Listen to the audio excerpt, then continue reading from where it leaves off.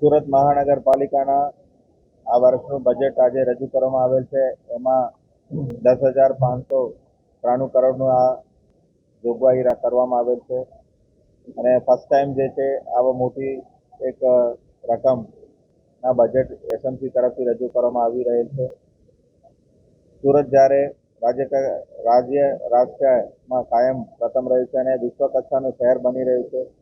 અને લોકો એમને અહીંયા આવીને વસવાટ કરવામાં આવે છે તો એમને પાયાની સુવિધા,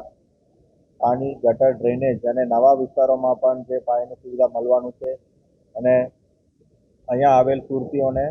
હેલ્થ, એજ્યુકેશન એવા સુવિધાઓ પણ સરસ રીતે મળે એના માટેનું આયોજન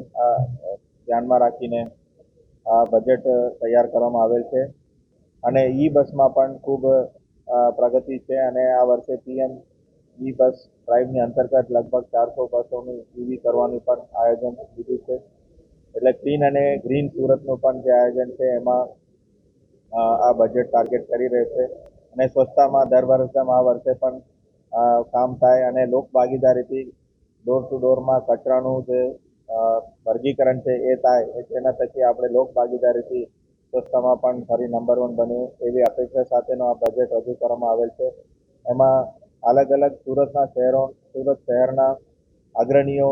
business, MSME, chamber of commerce, અન્ય સંસ્થાઓ, એનજીઓ